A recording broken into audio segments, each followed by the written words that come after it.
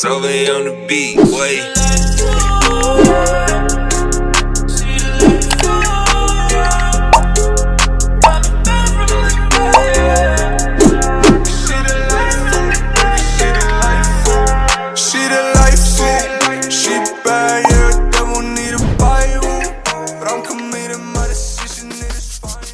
Welcome back, YouTube.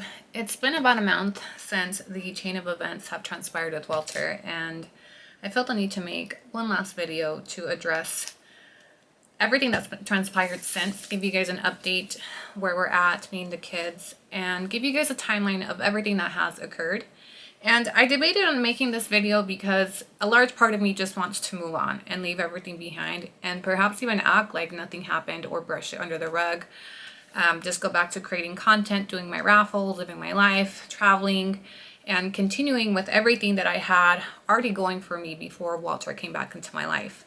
But I'm having a hard time doing so for a lot of reasons, and I feel the need to create this video to give this entire chapter closure, both in my personal life and on my platforms, because I continue to receive a lot of questions on content that is irrelevant to this topic. I continue to receive a lot of DMs, and I believe that a lot of you have questions that maybe you have not asked out of respect and privacy for me, which I appreciate all of you guys that have.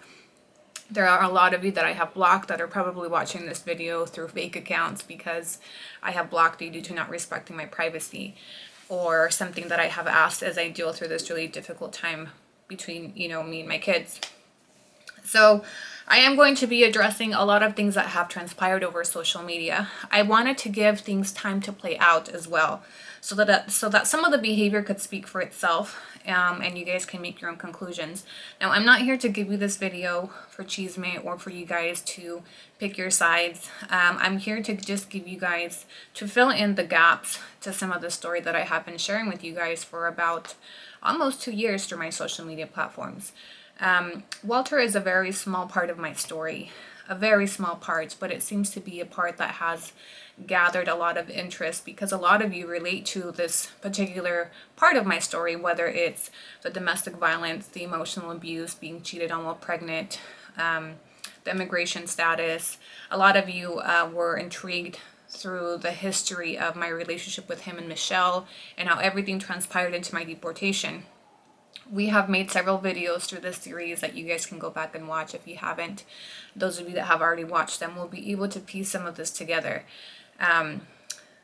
As you guys know, when Walter came back into my life, we did a series of videos, interviews together that allowed him to share his side of the story, some of it. As you guys have seen, he withheld on a lot of feelings that he had deep inside. So he shared his part of the story. We both kind of talked about some of these things together in front of the camera and allowed you guys to get a look inside it. Some of it was very triggering.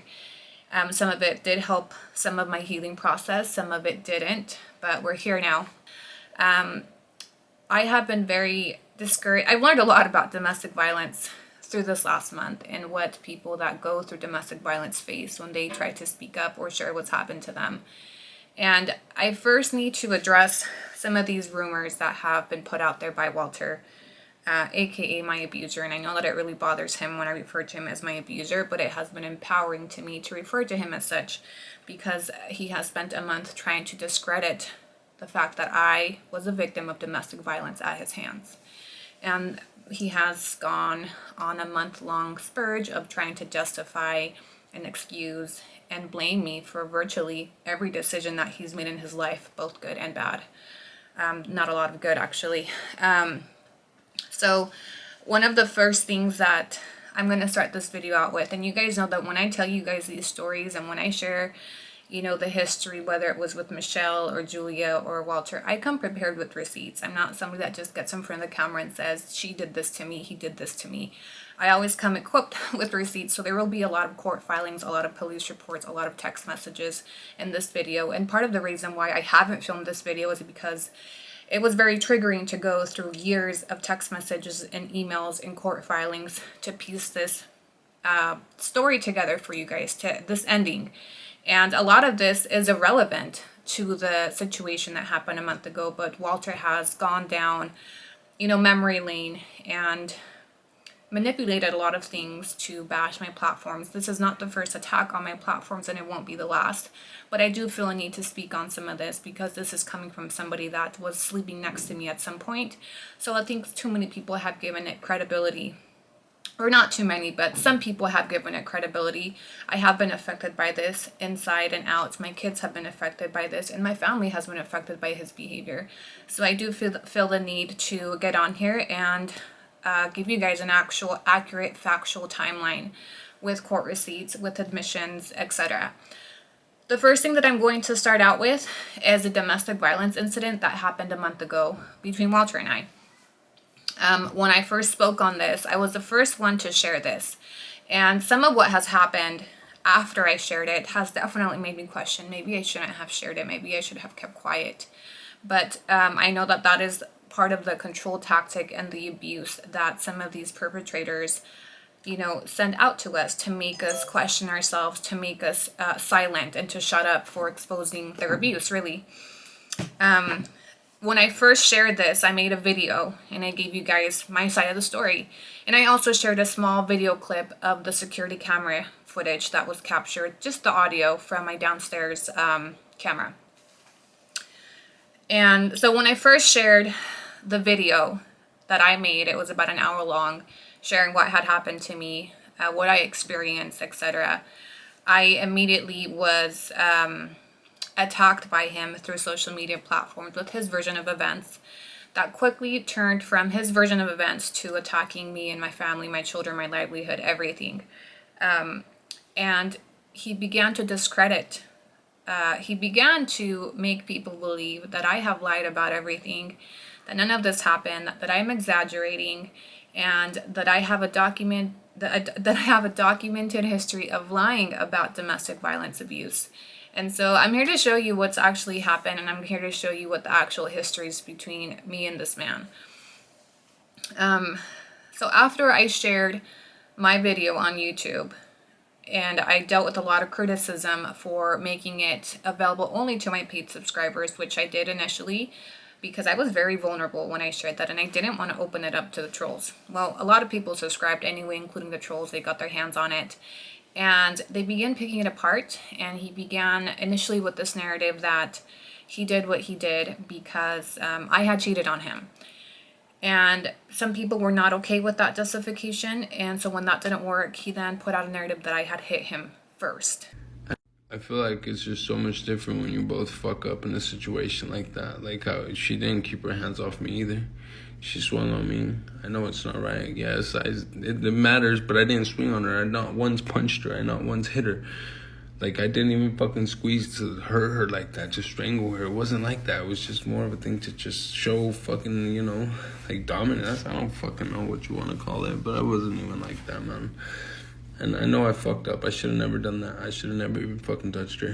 And I think that's why she, like, made it, you know, expressed herself about it, because she never thought I would do that. She never saw me doing that, because I never have. We've had really bad arguments before in the States, and I never once put my hands on her. I'm always the first one to leave the situation. I'm always like, you know.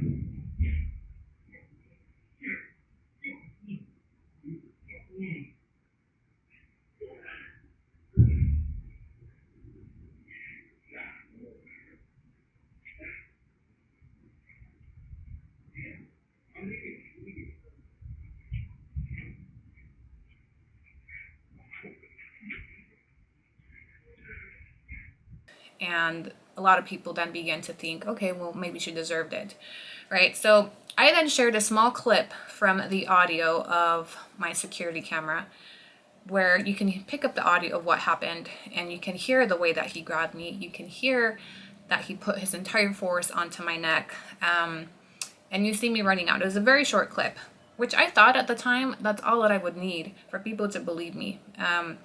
I I think one of the biggest things as somebody that speaks up about domestic violence is the need to be believed, the need to be validated, the need to be told this was not your fault, you didn't deserve this, even if you had sent nudes, even if you had swung on him, which I did not. I didn't even have a chance to.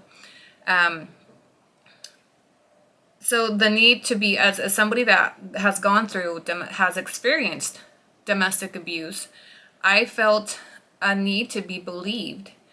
I felt horrible when I saw people begin to question me and say that I had lied to make this up, to get views, to get paid, as if I would need to create this lie to just, I don't know, it didn't make any sense to me.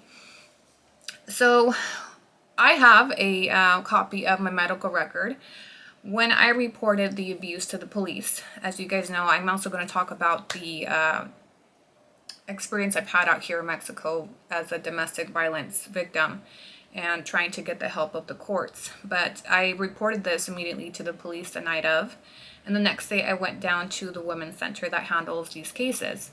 And a medical evaluation is part of the process to file charges, to file a report, and to get a protective order.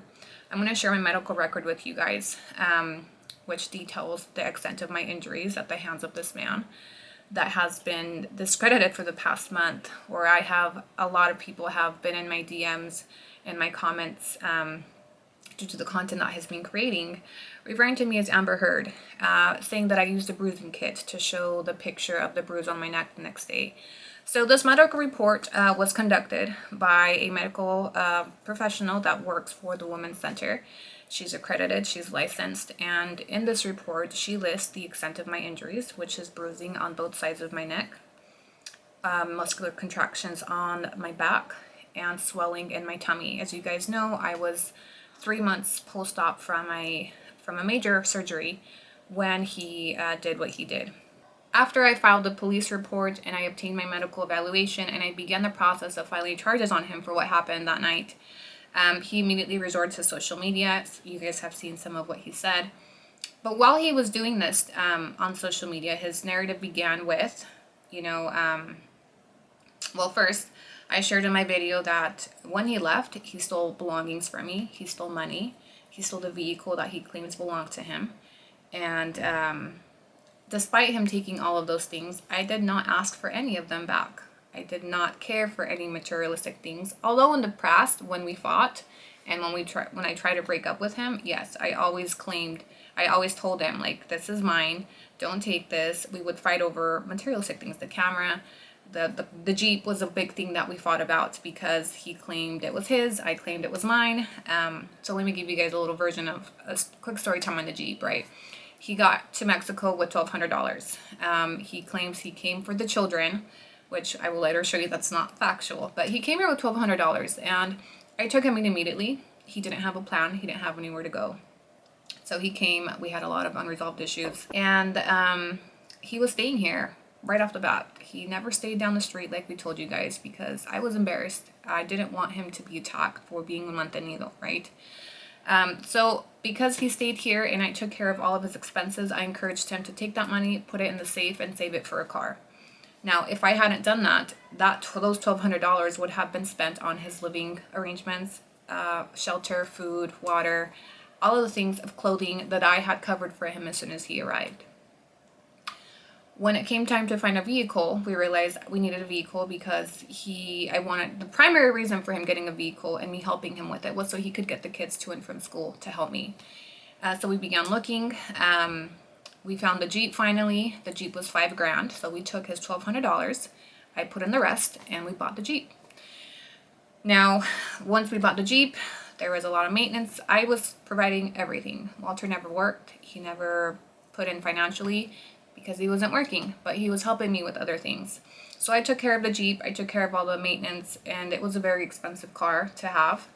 I wanted him to sell it. He wouldn't sell it because he loved it so much. So when we would fight, I would claim the Jeep and say, this Jeep belongs to me.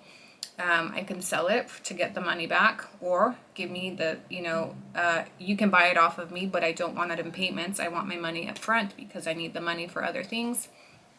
And so we would always fight about the Jeep. Now, I did get him to admit, as you can see in the screenshot, that he was not entitled to the Jeep.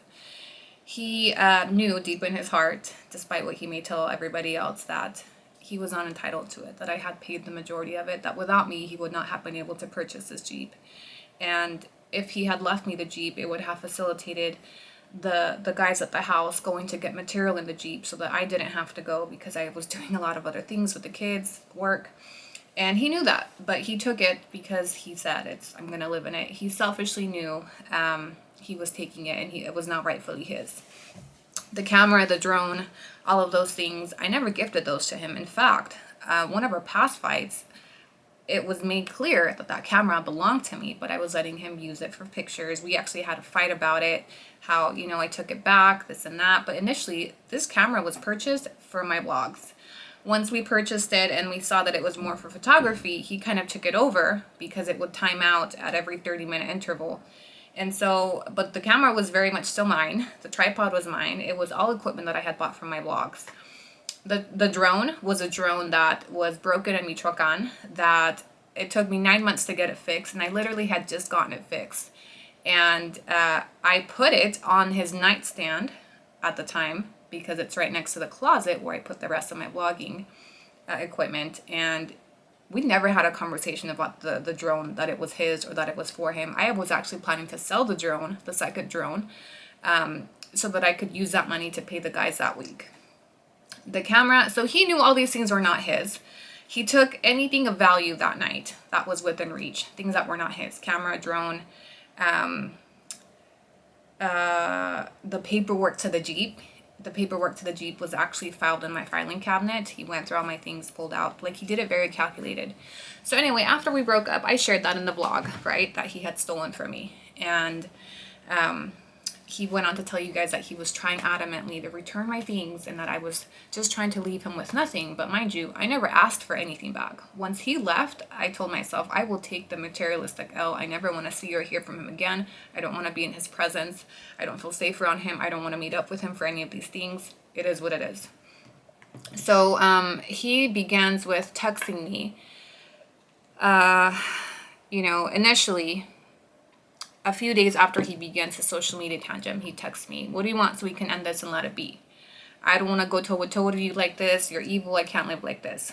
And I respond simply with the protective order that had been issued to me. From there, he responds with the following. What do you get from all of this, Anna? Like, what are you trying to do? Bury me again? Is that what you want? For real? Now, mind you, the only thing that I had posted up until this point was the initial video of what had happened. From there, I assume he was watching my content, and he sends me this. Let me know where I can drop off your shit. I've been trying to get a hold of you so I can fucking drop off the Jeep, drop off fucking the camera, the drone, everything you're fucking crying about. Assuming he had seen me mention on social media that he had stolen from me. I didn't reply. Again, I was not interested in meeting up with him for these things.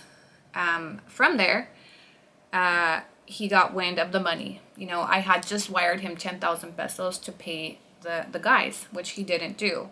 And by the time he had left, he had 10,000 pesos that belonged to me, $500, which was odd because it was also around the time that he was crying on social media for help financially, although he had that money in his account.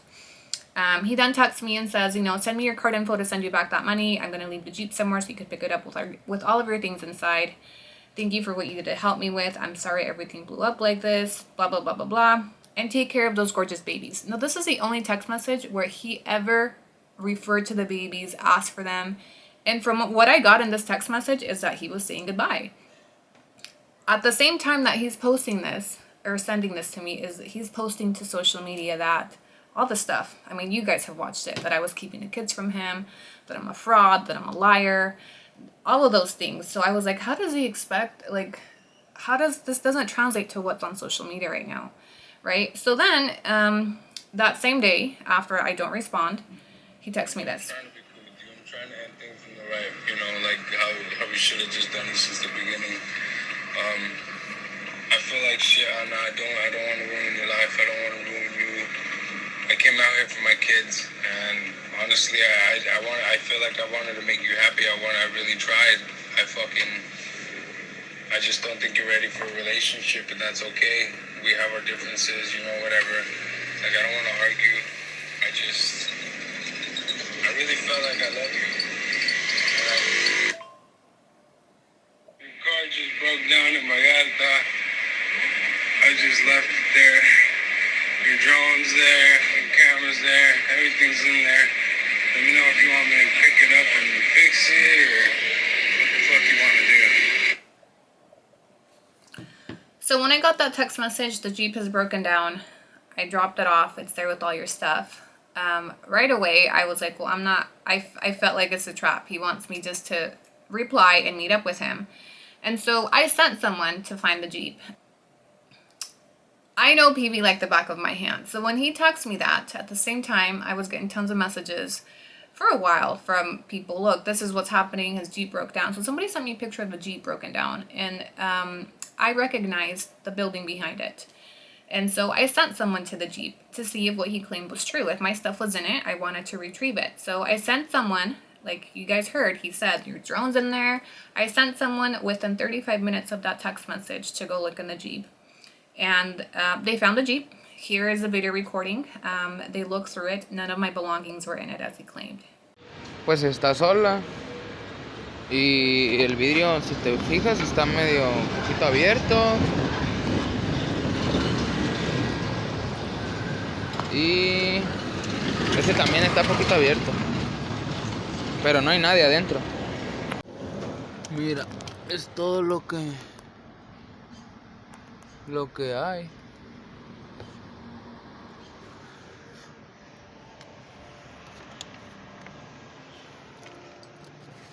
Es como una hamaca.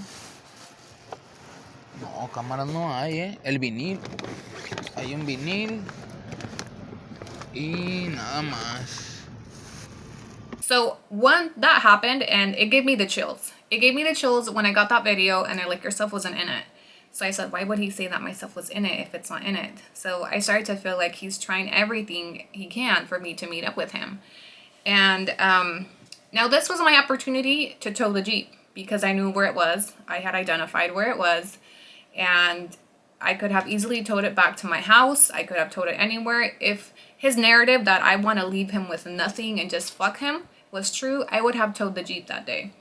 That Jeep sat there for a good 2 weeks because it was broken down and he didn't have the money for it. As you heard him in that message where he said, your car broke down. It was now my car because he couldn't afford to fix it. It was always my car. And I took care of that car. I maintenanced it. I put all the money to keep it running. So as soon as it broke down, he was ready to give it back. I was not interested in retrieving it. I was not interested in getting it back, because I knew that it meant meeting up with him. And even if I towed it, then I would have to fight him for the keys or find some. It was just like a hassle that I didn't want or need. And at the end of the day, my goal was not to leave him with anything. In fact, I have peace with knowing that he is in a better place after leaving me than he was when he got here. He has a Jeep. He has equipment. He has a camera. He has tools. He has a lot of things that I didn't have when I got here to help him make a living. The car alone gets him to, the car alone, you would never have been able to buy a car out here. Do you know how hard it is to buy a car out here? He would have never achieved that without me. So I have peace in knowing that despite, the story he gave that I kicked him out like a dog and I wanted to leave him with nothing. The facts are he left my home with 10,000 pesos, a running vehicle, a camera, a drone, a tripod, a lot of tools that he can use to make something of himself. And that is thanks to me. And so after this happened, I blocked him. And I said, he's just using these materialistic things to try to get me to speak to him. Well, as you guys know, he had the keys to the shop. We had a shop we had rented. On top of everything else that I gave this man, I got him a shop that he was supposed to turn into a coffee shop or print merch out of there. He was going to make a printing business. He never got this shop up and going. He half-assed it. He painted maybe once or twice. And other than that, it just sat there and collected dust. He posted at some point that he had left the keys to the shop for me. And again, I got screenshots of that. The shop is very close to my home. I was immediately nervous that he was in the area. But I went regardless, against my better judgment, thinking, well, it's in the middle of the day. How much can he do? There's other people around. So I went to retrieve the keys. In my mind, I was thinking, if what he keeps saying is true to all of you and to me, that he's just trying to return my things, and if he left me the keys to the shop, he probably left me all of my things inside, and he could have left me the money cash inside. Well, I went to pick up the keys. I found the keys. The shop was trashed, full of beer cans, just junk, and none of my things were inside. And that was when I knew that if he really wanted to return the Jeep and all my things, he could have done it here. He could have left the Jeep parked. He could have left my things inside the shop, but he has no intention of returning them. They are just a way for him to lure me in, and I was not going to fall for it. After that, I completely blocked him. And I would notice that every time I would shut him out, and one of these failed attempts to meet up with me or talk to me, or I wouldn't reply to him, he would go on another tangent on social media. He would start talking more stuff. You guys have seen it. He went from, sharing his side of the story to exposing my ATM pin, where I live, the children's names, dragging my family into it. Every incident that would happen, an hour or two later, when I wouldn't respond, he would go on social media and just start vomiting, start talking about Annie, hosting these lives, creating this content that was just making me a target for all of this hate. And it really began to wear on me. It really began to affect me. It made me feel not safe. I watched a lot of people tell him, you should go pick up the kids from school. And something, if you know Walter, if you've seen some of the content, you realize that Walter is somebody that's very easily influenced, and he will do what you tell him to do. When I was with him, he would do what I tell him to do. When he was with Karina, he would do what she told him to do. When he was with Sabrina, he did what Sabrina said. When he was around his family, he did what his family said. Now he had thousands of people that hate Annie telling him what to do. Telling him to go pick up my kids from school. Telling him, do this. Go raffle. Go do this. You should do that. Don't give back the Jeep. Don't do this. And he was following everything that was being told to him. I was watching it. I was watching this unfold, and I was watching it quietly a lot of the time. I wasn't responding to everything. And so that began to really make me fearful. My biggest fear was that he would go and take the kids from me. This is a man that has a documented history of parental kidnapping. And you can see that in this court document where he took his child with him and Sabrina, took her to California without permission, and then later justified it by saying, well, I did it because Anna told me. It's always somebody else's fault, right? So him going to pick up my kids and take off with them was a very real fear to me, which is why we left to Playa del Carmen. Because I saw how he was behaving. I saw, I couldn't believe him. I had never seen the side of him. I have never seen him behave this way, but I also acknowledge that he has never been in this situation before. This is somebody that had absolutely nothing to lose, and someone who has nothing to lose is very dangerous. This is somebody that was out here by himself in a new place, lost. He no longer had my direction, my safety. He was out on his own, the way he was gonna be if I hadn't taken him into my home, and he was blaming me for it. He blamed his circumstances on me. He is now saying that I plotted everything to get revenge and it's my fault and I kicked him out like a dog, when factually you chose to come out here without a plan. I simply softened your landing, and now it's time for you to be on your own because it didn't work for me. It didn't work for the kids, and now I'm at fault for everything. So once this behavior on social media began, he began to blame literally everything on me. Down to his divorce. He said I'm a scammer, I'm this and that, and we divorced because of Annie, right? So I'm going to show you the real reason why he divorced, and had nothing to do with Annie. And it's just another incident where when he fucks up, I'm to blame, and I'm tired of taking the responsibility. I'm tired of him scapegoating all his bad choices on me, down to him signing his rights away was my fault, him getting divorced was my fault, him being out here is my fault, him being, out there homeless is my fault. It's not my fault. It's not my fault. And actually, it's your fault. And so here we go. What happened with Karina and Walter? This is something that he's actually shielded. He never liked to talk about it. For some reason, he wanted to protect Karina. And I believe it's because he has some type of unresolved feelings. If what he said to me was true, that Karina was a very abusive partner, she beat him up a lot from what he told me. He told me stories of, her throwing pots and pans at him, hitting him, spitting on him, and the incident of the domestic violence between them was him finally snapping. What he said to me, and I was aware of this TV incident between him and Karina, he told me that they were fighting, and he finally snapped, and he put hands on her. But it was after months of enduring abuse at her hands. It was after months of her throwing pots and pans at him, punching him in the face, spitting on him. And he finally got out of the relationship, right? Now, when he shared this with me and Sabrina, we both tried to help him get out. I don't know the timeline of their relationship. I wasn't in it. But I know that I'm not responsible for what happened between them, their divorce. I know that while they were together, he ultimately chose to sign away the rights to our children to please Karina and to hurt me at the same time. And he has told you that I made his life impossible, that I was harassing him. And what he really means is that I was holding him legally accountable for child support for our children. You guys remember the writ of assistance. A lot of you were amazed by that on TikTok. How did you manage to seize his assets from another country? I did it with a lot of... I pushed very far for him to be held accountable for the money that he was owing my children.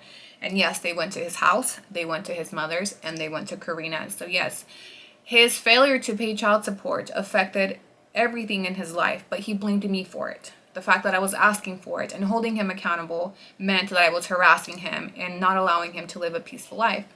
So he has told you that he signed away his rights because I was just too much to deal with.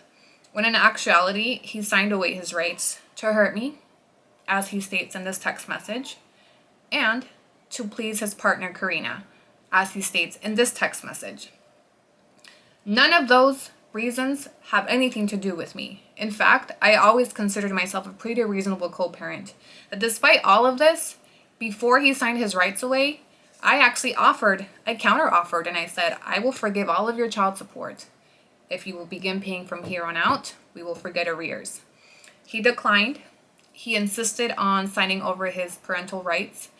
And I asked for him to pay my attorney's fees. Now, at the moment that he signed away his parental rights, he owed child support from the moment both children were born. Axel was, I want to say 3 or 4. The baby was 2. All right, so for 2 children, and you can do the math, be creative. This man owed thousands of dollars. And I accepted a stipulation that he would pay me $8,000 for my attorney's fees that I had spent in this case. And that is what he paid to sign over his rights. So this payment of $8,000 was not towards his child support. It was simply for my attorney's fees. And that is what got him off the hook for child support for the remainder of the time that these kids will be living. Now, he has told you, I signed my rights away because she was too difficult to deal with. Okay, well, if that was true, why did you continue dealing with me afterwards? Because I still sent the kids up to visit him afterwards twice. We still maintained contact. Once he broke up with Karina, he reached out to me. He apologized. That is when he opened up about the real reason why he signed them away, to keep her happy and to hurt me. And nothing to do with the fact that it was me, that I was making his life hard. He apologized for not paying child support. He apologized for making my life difficult. And he came to reason after he left his marriage. And I had nothing to do with their divorce. I wasn't even speaking to him when they divorced. I had nothing to do with him putting hands on her, which was the ultimate incident that led to their divorce. In his history of domestic violence, he has never actually been held legally accountable. He got off on the first one with me. The second one with Karina, he took off to Mexico before he could be held accountable. And let's talk about that, because his claims that I left to Mexico to be with my children, and now she's keeping them from me, right? When he left to Mexico, him and I weren't even speaking. So he had no way of knowing if I was actually going to allow him to see them. And he knows that I'm not legally obligated to. So for him to really say, I left everything I knew to go see my kids, but I didn't make any arrangements to even see them before I left, doesn't have any logic. He left to Mexico impulsively to go party in Cancun. And once he was done in Cancun, he came out this way. And he ended up staying a little bit too long. He ended up staying. We had unresolved issues. We ended up in a relationship. I'll get into that a little bit later. So this idea that he left, you know, for the kids was believable. It was easy for me to believe because that is what I wanted to believe. The real reason he left the States is because he had a deportation order and he was on immigration bond appealing that immigration order. However, he caught a new domestic case, the assault with him and Karina, which was going to revoke his immigration bond, put him back in jail, and he would have to be in ICE detention through the course of his proceedings while he fought his appeal. He wasn't going to do that because he wasn't going to sit in jail for that long. So what did he do? He took off and he abandoned ship. That is why he left the States. Has he admitted to this? No. But it's what I've came up to. It's what I've came up with logically. It's what makes sense. Because if he had actually left for the children, he would have made arrangements with me before he got here. He would have called me and said, I want to see my kids. I know that there will, despite this medical record and me proving the injuries that I sustained at the hands of this abuse, there will still be people that find any way to justify what's on this medical record. There will be people that say I forged it. There will be people that say my dad helped me get it because he was a retired police officer out here. Because these are people that are committed to discrediting me and committed to painting me in a certain light.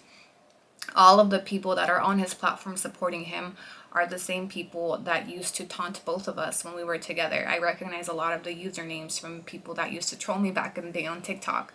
So everybody that hates Annie went to Walter's platform and is now a supporter, and they have been able to get a deep insight to my personal life through Walter and his content, as he has spent a month sharing everything and anything that he can about me. And as I look back now, I feel like if it had just been the incident of domestic violence, perhaps there had been maybe some hope that after things calmed down, maybe we could have sat down and talked things out. But it has been the behavior that followed the incident of domestic violence that has reiterated to me that I am not safe around this man and that my children are not safe.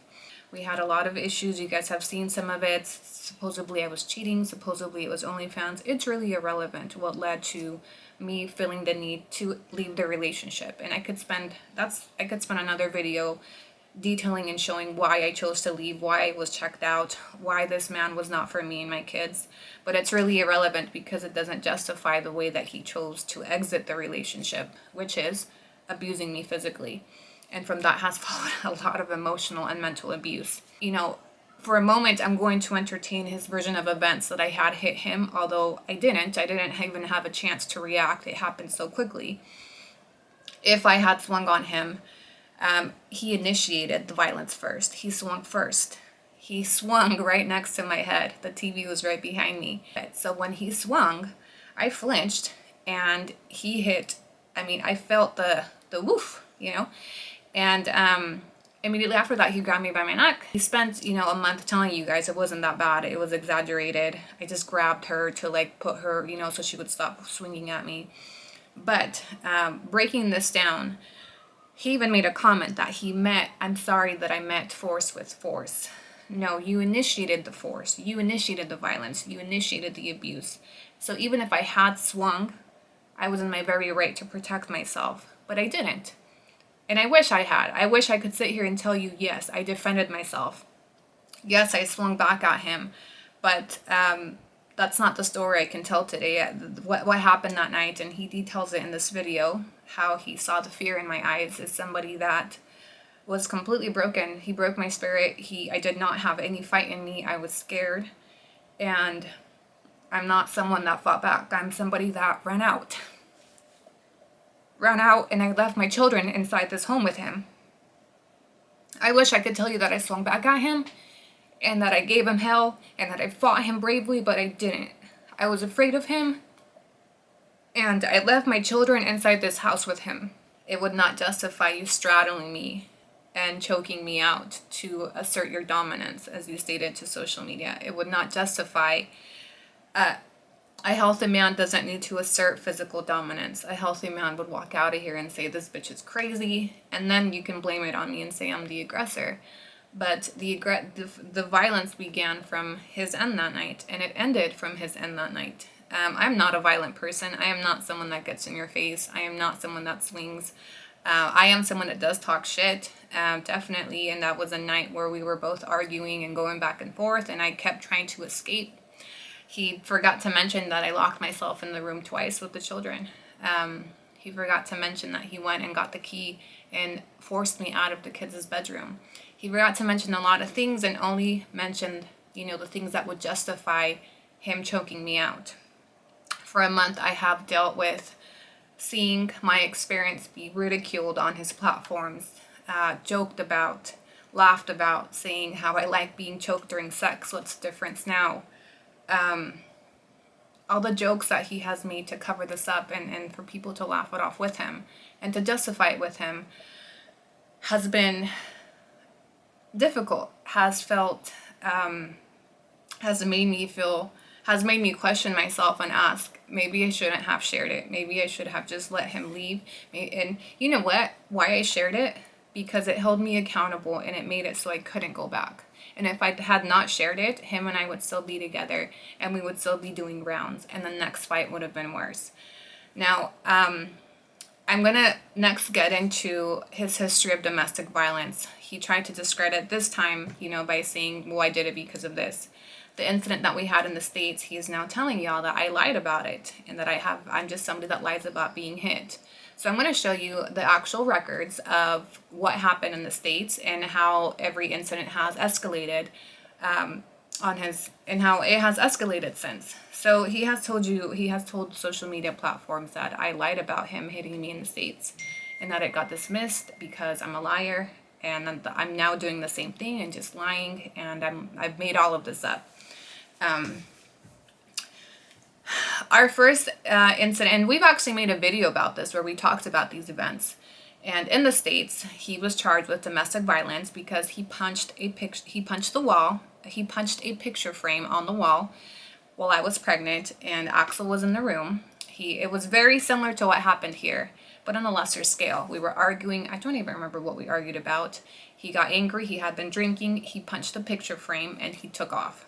I called the police. I reported it. I just wanted to make sure he couldn't come back. I didn't even know that classified as a domestic violence charge. They came, they checked the report, they took the pictures of the broken frame. They saw that Axel was there, and a few weeks later he was charged with domestic violence in the presence of a child. Based on that domestic, I sought a protective order, not because I was afraid for my life. I sought the protective order because I wanted him to stay away from me. We were going through a really ugly breakup with Sabrina, a lot of drama, you guys already know. When I was issued that protective order, I used that protective order to get him in jail, which we've covered in a couple of the videos in this series. I said he called me, he violated it, and they put him in jail, and that initiated a domino effect on a lot of things. I did not lie about the DV. I did not lie about the fact that he had hit the picture frame. I never told him that he hit me. The court record speaks for itself. He has now gone on to tell you guys that I lied about a domestic in the States, and I'm over-exaggerating this one now. Here you'll find an affidavit from one of his close friends, that they're no longer friends, obviously, because she gave me this affidavit to help me in our court proceedings back then, where she had some conversations with him in jail where he admitted to the domestic violence incident, where he admitted to punching the picture frame. But he knew that he was going to be found innocent because I wouldn't testify. What ended up happening is that they got dropped because after he was charged with the violation of a protective order, I called the DA and I told them, I lied about this. You can see it in the charging documents because I was actually charged for it afterwards. He also didn't mention that. He's told you guys that, oh, it got dropped because she was a liar. It got dropped because I called the DA and I said, I lied to you about him violating it. He didn't violate it. I was angry. I used the system to put him in jail. He did not violate it. That is why it got dropped. That is why all his domestics got dropped. Not entirely because Michelle and what he found on the laptop, because I called and I took accountability for lying. When it came time to the actual domestic charge, that was after I had called to say he violated the protective order. So naturally, the prosecutor in my case said, "You are not a credible witness. I cannot pursue this." And he dropped the charge. Although Walter knows, and I know, that he is guilty for it. Now, it wasn't a huge domestic, right? He didn't hit me. He didn't hurt our son. He just punched the picture frame. So whatever. I took the L and we left it at that. That is the entirety of that domestic violence charge that he is now claiming was a lie. What was a lie is that he violated the protective order. That is what was a lie. Next, I'm going to get into the history of his domestic violence with Karina. And as you guys will see in these charging documents, his behavior is almost identical in each case. So beginning with the first domestic violence charge that he was charged with between me and him, where he punched the picture frame, that case was dismissed. Okay, moving on to the second case between him and Karina. The charging documents in his case with Karina clearly show a very similar pattern where him and Karina are arguing. He hits the fire extinguisher, pushes her to the ground. She calls the police. A witness was there and attested the same thing. Here's a witness statement where he says they were fighting. He punched this, threw her to the ground. He was charged with it. And to date, he has an outstanding warrant for his arrest in the US for this case. And he was actually set to go to court on this case right before he came to Mexico. For the last month, I've dealt with a lot of rumors flying around on social media. And today I'm addressing some of the ones that are pertinent to me, relevant, and important because people who I care about have been dragged into this mess. The content that Walter has created has enlisted thousands of people to meddle into my personal life, from reaching out to the father of my oldest children, who has nothing to do with this, from reaching out to Kale, who was my ex-boyfriend, who had nothing to do with this. And it began, in the first week when Walter actually reached out to Kale on his own through Instagram. So I'm going to show you the quick exchange that was provided to me through Kale. And first, let's get into, the big elephant in the room. Did I cheat on him with Walter? Because that was his entire narrative, right? That I was cheating and sending nudes, etc. Kale and I dated for a good year, and we decided to take some space about 2 weeks before Walter arrived to Mexico. If you guys recall, Kale and I actually went with a trip to with the kids to Mexico City in December, for the Christmas holiday right before Walter arrived. And Kale went back to LA. We needed to take some time. It was a very amicable split. It was very hard to balance certain things. He was going through some stuff. I was going through some stuff. So we went our ways very amicably, very friendly. There was no bad blood. And naturally, we maintained a friendship, a very just limited, I don't know. We just didn't hate each other like people make it seem we should have hated each other. But however, looking back now, I feel like Kale had every right to be hurt. And he wasn't. He just, he went his way. Anyway. So we split up, and then Walter arrives early January, and Walter was aware that I was in a relationship with him shortly before Walter arrived. Never really questioned anything, never really asked me for my history with Kale, and that was that. Kale and I maintained a very limited friendship where he would check in with me every now and then. How are you? How are things? How's GRC? You guys know that Kale and I built GRC together, and so he frequently checked in with projects. He expressed interest to continue working together for GRC, and I very much distanced myself from Kale because I was in a relationship with Walter. Walter has introduced this narrative that I was cheating, full-blown cheating, and sending nudes and this and that. A lot of just fuckery that dragged Kale into this, and he became a target for all these trolls.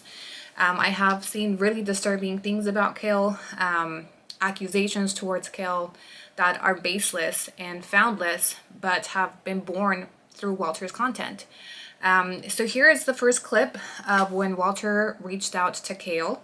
And mind you, when this happened, Kale and I really had not been speaking, so it was really embarrassing for me to have to explain what was going on and explain why he was being, tagged and all this stuff with Walter. And you can really see the contrast of these two men and how Kale responded, despite having every reason to have hard feelings towards Walter, because Kale and I ultimately did split because of Walter permanently. Kel and I had taken some time. He flew back to LA late December to figure out some stuff. I stayed here with the kids, and then Walter barged back into my life and definitely, you know, interfered with my feelings for Kale. And I really do believe that if Walter hadn't came back into my life, Kale and I would have continued to try to make our relationship work. So anyway, this is the exchange between the two of them. Bro, I don't like playing this beat around the bush bullshit, bro. I really don't fuck with that. I'll tell you that right now. Anna knows me, bro. I don't like to get mad. I don't like to get mad because I fucking do some dumb shit when I'm mad. So when you guys are here, your bro is him. Yes, it's me. It's me. I fucked up. I did something I didn't want to fucking do, but I'm here. I'm solid. I'm gonna hold up to it. What's good? So whenever the fuck you're here, anybody's here, have them call me. Have them meet me. Listen, bro, if you want to call me, you can call me, but I don't know who you're talking about as far as someone hitting you up. Honestly, I heard what happened. I'm not happy with it. You know, this side dude shit, whatever you're talking about, like, I seldomly talked to Annie when you guys were together. I gave you guys your space. You know, and then this shit happens, and like, it's just uncalled for. Like, you should have put your hands on her. And yeah, like, it rubs me the wrong way, but I don't know who you're talking about some dude hitting you up or my boy. I haven't told anybody about this. This is a private matter. I'm more concerned with, you know, her safety. I don't know what's going on between you guys, but you shouldn't have put your hands on her. You know what I'm saying? It's just I'm just saying, as men, like, we're not supposed to be hitting women. You know what I mean? I know you guys probably had your issues, you whatever, but I wasn't talking to Annie, okay? And I don't know what you saw or what you think you saw or heard. But I'll talk to you straight up, like face to face or whatever you want to call me. We can talk. But yeah, man, it's just a lot of bullshit, bro. It's not even called for. There's no reason. And I understand you're probably heated right now. I get it. But you know, this shit doesn't need to escalate. There's a civil way to handle this. You know what I'm saying? We're grown fucking men. But I was not in the picture in any type of way. I still consider Annie my friend. But we went our separate ways, and you guys had your thing. I understand your place with her. I know you're the kid's dad and everything. So I was actually hoping that you guys worked out. Here, bro, this fool tagged you. Like, is this him? This fool tagged you. Why would somebody tag you if there was your boy, if they didn't know you? Out of the random, nobody's gonna tag you. It's a fucking fake profile, bro. I don't want to hear it, dog. Like I said, if you ever got something to fucking say to me, when you're here, let me know. When I'm out in Playa, I'll call you up. I'm not tripping. Like, we'll get it taken care of, bro. I'm just letting you know, like, if this motherfucker's over here trying to act tough on IG, is this him? Yes, it's me. Let him know. Man, all them motherfuckers know it's me. Am I proud about what happened? I'm not proud of it, dog. But I fucking told that bitch to stop too. Like, she's not all fucking safe and fucking, you know, it's not like she didn't provoke it.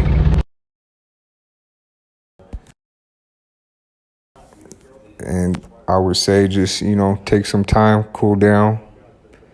You probably both need to cool down. But like I said, bro, there's a civil way to handle everything. And I really don't do the Instagram shit or the social media shit. I'm hardly on there. So I don't really know what you're talking about anybody hitting you up that says they're my boy. It's probably some fucking spammer off of her page. You know how her fucking fans are. Bro, send me his tag so I know who you're talking about, because I guarantee you I don't know that motherfucker. None of my guys would do that shit on Instagram, trust me. Like, I don't roll with fucking dickheads like that. So I don't know who you're talking about, but send the tag to me so I can check him. I don't do the IG shit either. I don't need to calm down. I'm cool, bro. I'm the coolest motherfucker you've ever met. I don't give a fuck about nothing. But just don't push my buttons. That's it. That's all I ask. So, like I said, dog, if you got nothing to say to me, I got nothing to say to you. We good.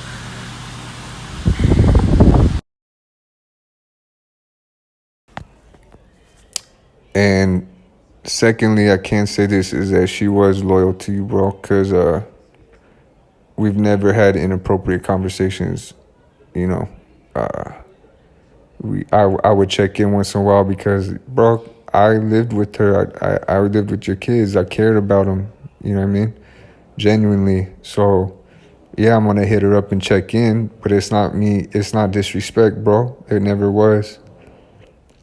And so let's just squash this. Whatever's going on Instagram, let's squash it. But I guarantee you it was not one of my people because I don't do that shit. I think you're talking about this message, this guy 00NLK.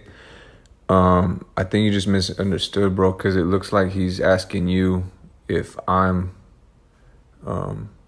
he's saying like him, he's asking you if I'm him. So I think it's just a misunderstanding, but I definitely don't know who the fuck that is. And from this has been born this narrative that I was a cheater. You know, I betrayed him, and that justified everything he's been doing. So the only real thing I'm going to address is that Kale really had nothing to do with what happened between Walter and I. Kale was a support system for me and the kids when everything fell apart with Walter and I, when Walter assaulted me, and when Walter began dragging me through the dirt on social media, and it really affected me mentally, emotionally, and even financially. So Kale was there for us. He helped me, you know, with our trip to Playa del Carmen. Kale was there for us. He's somebody that provided support for me when I went out to Playa del Carmen. I'm sure there was a lot of rumors flying around that I was living with him, this and that. He lived really close to where we were.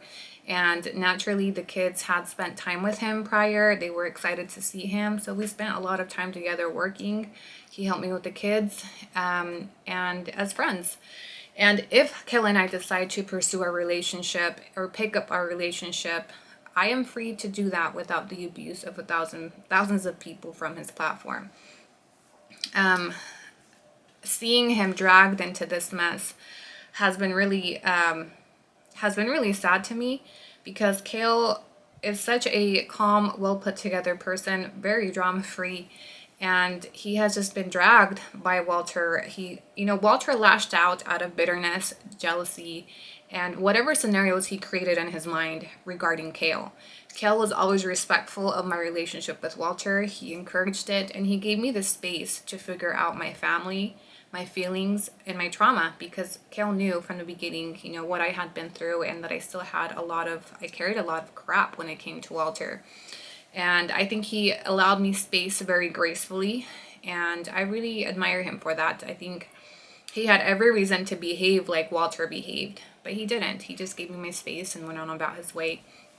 And then I have Walter now, who, you know, now that Walter and I have ended our relationship, and he sees Kale has some type of presence in my life, he has just gone down a rabbit hole of attacking me and painting me out to be this hoe, and I'm on OnlyFans sucking dick, and Kale is this this photographer who does porn, and, you know, he shouldn't be around the kids. And I've even seen comments on his platform refer to Kale as a child abuser. And where has that stemmed from? So what Walter has done for the last 3 days is spoken on anything he knows about me.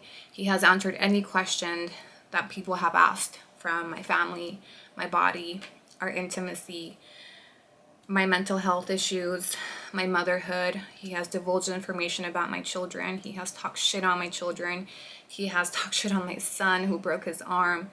He has really just betrayed me in every way possible, socially. He has shared private details of my life that I never shared with you guys, because they have no place for it on social media, or I just don't want to. there are a lot of things that I have kept private off social media. And so he has shared some of those things, some of my childhood trauma, and I'm going to talk about it because I've really been forced to at this point. I had a really hard time with this particular post of his where he brings up my daddy issues. This post was very triggering for me and a lot of my followers who reached out with these screenshots, because this statement mocks survivors of sexual abuse. Along with daddy issues, right? So his thing is she has daddy issues. Her first dad abandoned her. Her second dad must have sexually abused her or touched her. My stepdad was Tim Langton, and he was convicted of attempted child abuse in 1990. We found out about this through our custody trial with Walter. That is how I found out. That is how my mother found out. And I'm not really going to go into a lot of detail of my family because I've always kept them off my platform. But I will just share that that led to my parents, my mom and my stepdad's divorce. And he's no longer a part of our life. However, this man, my stepdad, raised me from the time that I was 10 until 25-ish. So when I learned of this, it was very difficult to look at this man who had raised me as a sex offender, as a child abuser. And Walter knows a lot of the information behind this scenario that I'm not going to share on my platforms. He has chosen to share this with you guys because he knows how painful it is to me, how shameful it is to me, and it brings shame to my family for the actions of a man that we're not responsible for. I don't condone child abuse. I don't condone sexual abuse. For this to have been brought to light in such a spiteful manner really broke me, and I needed some time to regroup, to really know how to address this, although I don't feel like I need to or I owe it to my platforms. We all have a lot of fucked up families, a lot of them. And all I can say is he's no longer a part of our life, and it broke my heart the way that my custody trial led to this information that eventually led to me losing my stepfather and my mother losing the man that she had married. And that's all that really needs to be shared. This post taunting me for my father leaving me and my second father, so to speak, being a sex offender really broke me.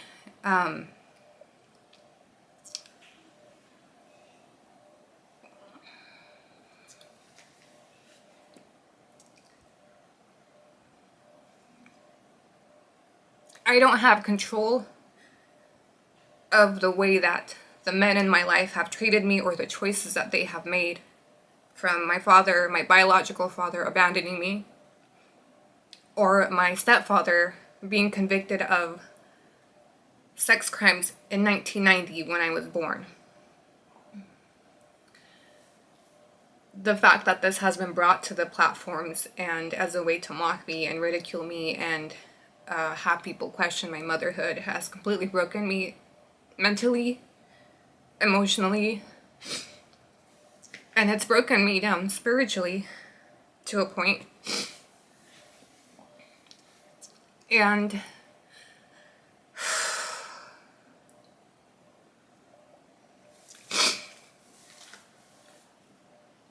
yes, I have daddy issues. Yes, I have abandonment issues.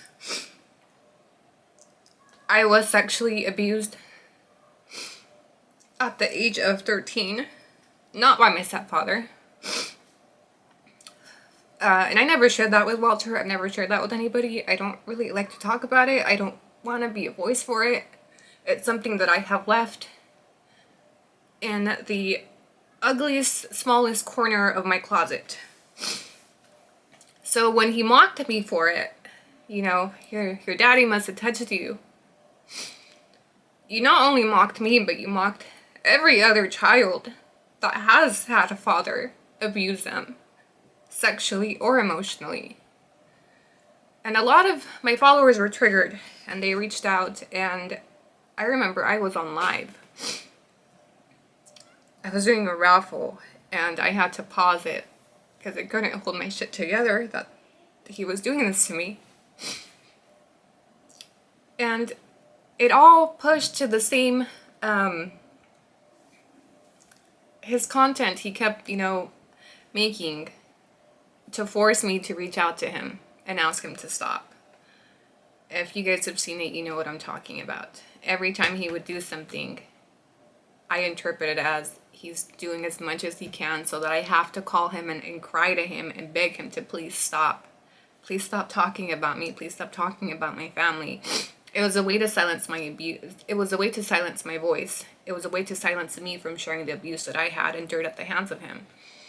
And it was a control tactic. It was a manipulation to shift the focus from what he had done to my past, to my family, to my family's past, that are irrelevant. And I don't owe that explanation to my platforms.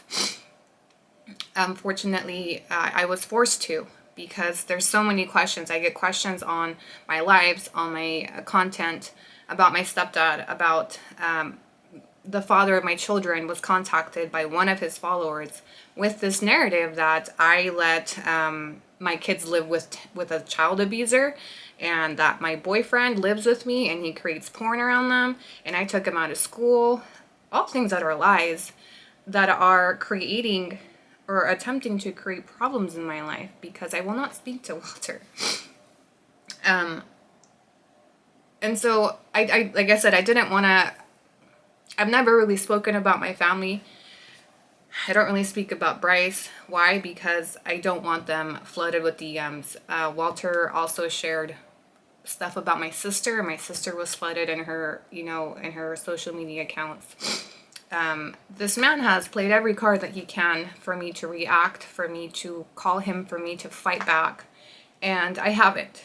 And I've stayed quiet, and I've endured a lot of this abuse, because let me tell you something, waking up every day to something new being exposed about your life, whether it's your ATM PIN number or your sister hanging out with your baby daddy at some point, or your stepdad having, you know, sex abuse charges from the 90s, or all of these things really began to deteriorate me internally. And so, where does that leave us, right? As you guys know, I left PV and I took off to Playa del Carmen, and it was a much needed escape. It helped me heal. It helped the kids relax. I left PV primarily because of Walter, because I was afraid that he would go pick up my kids, because this was a man that learned my routine, knew the ins and outs, knew how I moved, where I moved, and he began disclosing it to social media, putting an X on my back from what I make to where I make it, how I make it. You know, a lot of exaggerated facts. He went as far as to make statements that the cartel should take a cut out of my raffles. I mean, things that were putting the children at risk. And he dropped where I live. He dropped the name of my community. He dropped, I was afraid he would drop the kids to school next. He dropped their full names. I was afraid that he would take my kids. I was afraid that somebody would pull up on us because of all the information that he was divulging. So yes, I took off. I took off temporarily until, with the hopes that if I leave, he will have to leave. If I leave, what reason does he have for to stay? You know, and if I leave, I can breathe again, because I literally had so much anxiety every day and took the kids to school that he was going to go and pick them up and take off with them, or try to see them, or do something, because his behavior on social media was so alarming that he was going to such lengths to hurt me. And he did. He hurt me. You hurt me very much. You made me very uncomfortable. But one thing that I am so proud of is the fact that I stood strong, and I'm continuing to speak, I'm continuing to share, and you cannot control my narrative, you cannot control my story. And your version of events may not match mine, and that's okay. But you cannot discredit how I feel. You cannot discredit the abuse that I suffered at your hands. You cannot lie to people and say that you didn't hurt me when there's a medical record that shows the bruises A part of me wonders if and when you watch this video, you will feel any bit of guilt knowing that you left me with bruises. A part of me wonders if you are truly taunted by the fear in my eyes as you held me down on the bed. A part of me wonders if you feel any guilt for what you've done for the last 30 days. If it's really made you feel better to try to dismantle everything I have built out here. If it's really made you feel better to make me feel uneasy and unsafe in my own home, to the point where I would leave to the other side of the country. I wonder a lot of these things. I had the need to make this video to close everything. I needed closure, you guys needed closure. You have answers to some of the questions that you've been asking or wanting to ask. Some of it is for the trolls, some of it is for my followers, for my genuine supporters. But now we can all move on. Now we can close the door and say, this is the end of this chapter, this is the end of this story. He can move on with his life and I will move on with mine. My decision to keep my children from their biological father is completely my decision, and I don't feel a need to explain that to my platforms. I think everybody was very quick to feel or to forget that the history of this man with my children, and that he gave up any legal right to them. And the fact that I allowed him a second chance into our lives, and he betrayed my trust, he abused me, he betrayed his children in the way that he left our life, and in the way that he continues to move every day since he left us, reiterates that I need to make certain decisions to keep me and my kids safe. And I don't care if my platforms agree with it. At the end of the day, I'm the one that has to live with these decisions. And if I regret it 20 years later, I will deal with the regret. That is all. I will not be making any more content from here on out about Walter. My content will revert back to me and the kids, our home in PV, what's going on in Playa, what's going on with my U visa, all of those things, GRC. My life was negatively impacted by his presence. A lot of you guys saw my platforms fall apart, my business fall apart with his presence. Him being in my life gathered a lot of hate, a lot of criticism for my decisions, and yes, a lot of you told me so, but I had to go through this one more time on my own. I believe in redemption, I believe people change, and I needed to give it one more shot. And 7 years later, he has not changed. 7 years later, he has actually worsened. And I will deal with the aftermath of, the mistake that I made and letting him back into my life. But it's time to move on and close some of this. I do have legal pending matters. I will be pursuing this to the full extent of the law here in Mexico. And I know that the norm is for these cases to go unpunished. But one thing about me is that I am never the norm. I am always the odds. I fought for custody from a country away. I collected child support from a country away. I have the strength to push the system to work even when it's broken. And I intend to do that. He may not be held accountable. He already took off. I'm aware he's no longer in Vallarta. But there will be a record of what he did to me and my kids. And I believe that life will put us all where we need to be and hold us all accountable as we need to be. And part of my healing process is making sure that I push this and that my voice is heard. And part of it is because there's a lot of women like me who can't, who won't, or who don't. And a lot of you have reached out to me since this, being inspired by my resiliency, my strength to get up and leave and to just start over. And so this video was for you guys. These answers were for you. And this is where I leave the end of my story with Walter, and I get to move on.